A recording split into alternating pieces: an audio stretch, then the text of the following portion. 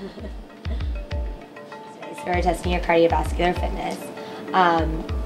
So we're going to be measuring that in a couple different ways. Obviously the main way is going to be through the air that you're intaking and everything that you're exhaling.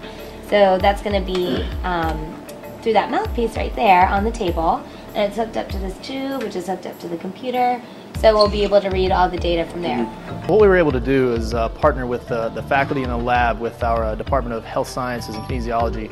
And with them, we were able to do a little bit more specific testing than what would traditionally be done at a collegiate level. And instead of just a traditional running performance test, we were able to do a true VO2 max test. And what that does is it gives us a better picture of what each individual's physiology is like. So utilizing that in conjunction with the rest of our performance-based testing, we were able to get a good idea of where our guys are at, not just in how far or how long they can run, but also how our training has a specific impact on their physiology. It's going to get harder, but the way it's going to get harder is not through the speed. So once we find a comfortable speed for you, that's probably where you're going to stay throughout the test. We're going to increase the intensity by increasing the incline. Yeah, we were looking for a maximal heart rate, and that's one that we can easily get.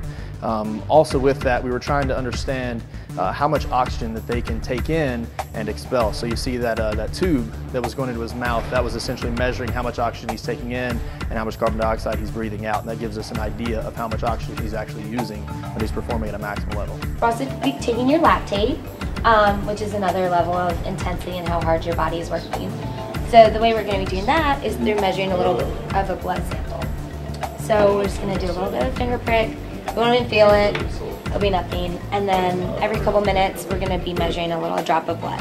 What we've done is we've developed an elite model. And so we look at what are our professional players, the elite European guys and all the guys that compete in the World Cup, what do they look like? And there's a lot of research on them. That gives us kind of a marker, a way to look at our guys compared to them. So we get these numbers, we look at those guys, and we see where we need to be and where we're at relative to that. The guys love it. It gives them a gauge on how they are relative to professionals, because a lot of our guys have got professional aspirations.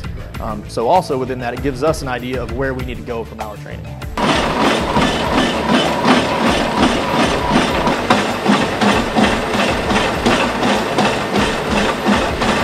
It was definitely a unique experience. It's been really cool for them to be able to see this. You know, the neat thing is not a lot of college programs are going to have this opportunity.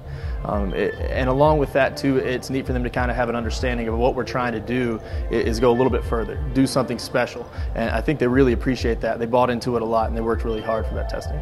There you go. There you go. Keep pushing forward. Stay on top of that treadmill. Don't let it be you. Now that's honestly one of the comparisons that I told him about. Have you seen, you remember Rocky IV? Yeah. All the stuff he was doing, yeah, we're going to do that. So.